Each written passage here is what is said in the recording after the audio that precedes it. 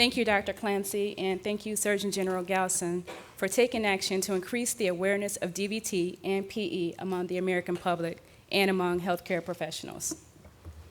If I only knew then what I know now, if I only knew the symptoms of DVT and PE. Most individuals who have suffered from venous thromboembolism don't get an opportunity to reflect. They miss their opportunity to help raise awareness and are now counted as a statistic. Deep vein thrombosis and its gruesome side effect, pulmonary embolism, claim more lives in a year than AIDS and cancer combined.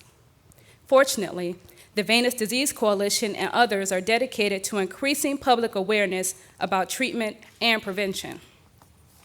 My first experience with deep vein thrombosis and pulmonary embolism was at my desk at a nursing home that I work for. I was 23 years old.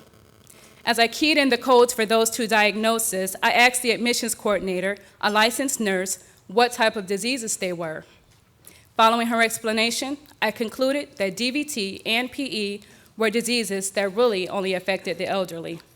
Little did I know, nearly 4 years later, I would have a hands-on experience with DVT and PE. My experience with deep vein thrombosis and pulmonary embolism began on November 17, 2003. After giving birth to my daughter, Caitlin, I experienced a joy that I had never had before and was honored that God had chosen me to be a mother. Shortly after Caitlin and I came home from the hospital, I began to feel extremely ill. My husband, Craig, took me to the emergency room on several occasions, only to be told that the severe pain that I was experiencing was due to the fact that I had given birth by way of cesarean section. Nevertheless, I continued to feel ill. I was having pain so sharp in my chest and side that it felt like someone was literally stabbing me over and over again in the same spot.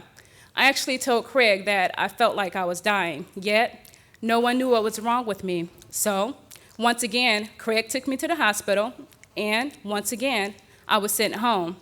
However, in my gut, I knew that I needed help right away. I often quote Oprah Winfrey, who has spoken many times about gut feelings. Oprah said that each time that she failed or succeeded in life, it was either because she obeyed or ignored her gut feeling. As I stand here today, I am grateful that I obeyed my gut feeling.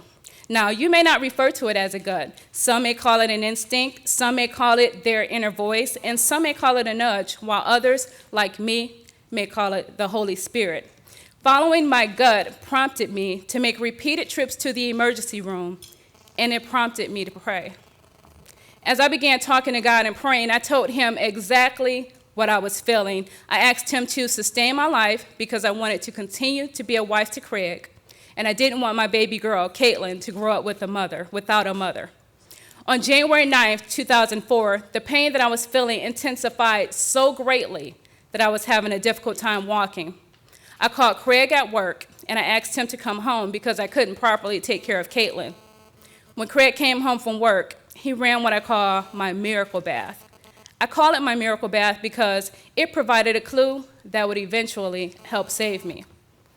The minute that I got into the bath that Craig prepared for me, I asked him to help me get out. He then attempted to convince me to stay in for a bit longer, but I told him that I needed to get out right away. As soon as he helped me out of the tub, I passed out in his arms. Shortly after, my right leg began to swell until it was 3 or 4 times its normal size. The additional swelling occurred due to the heat that was applied while I was in the bath.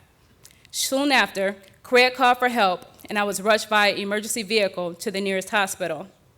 After a few tests and being examined, the ER doctor informed me that I had a right lower extremity DVT, which caused one of the largest blood clots that she had ever seen. One very large blood clot stretched from my calf to my abdomen. Furthermore, she informed me that part of the blood clot had already broken off, traveled through my heart, and impacted my lungs, causing a pulmonary embolism. Finally, the ER doctor informed me that if I had not come into the hospital when I did, I may not have lived through the night. I began to cry because I remembered the prayer that I prayed just a few days prior, and I knew that it was only by God's grace and favor that my life was sustained. On January 13, 2004, I was transferred to a different healthcare facility where a few days later, I was rushed back to ICU and to the OR for an emergency surgery to protect my heart from further impact by the blood clot. After being confined to the bed for nearly a month, I found out that I couldn't walk. I was given an order for physical therapy where I was given instruction on how to place one foot in front of the other, and I learned how to properly walk using a walker. I am extremely grateful to God because He honored my prayer and sustained my life. I'm grateful to the awesome team of doctors who helped facilitate my care during my hospitalization. I'm grateful for organizations like the Venous Disease Coalition and to the Surgeon General, who help raise awareness about diseases such as DVT and PE. Deep vein thrombosis and pulmonary embolism are preventable diseases. Today, I encourage you to become aware of the risk factors for blood clots by logging on to www.venous-disease-coalition.org and www.surgeongeneral.gov. You can become familiar with the warning symptoms. Doing so will help protect you and your family and possibly contribute to sustaining a life. This was a life-changing event for me. It is for this reason that I am seeking funding to earn a master's degree in counseling so that I can be there for those who have been challenged with this disease. Thank you so much for your prayers of support as I pursue this. My name is Keisha Ruffin, and I am a deep vein thrombosis and pulmonary embolism survivor. Thank you. Dr. Nabel.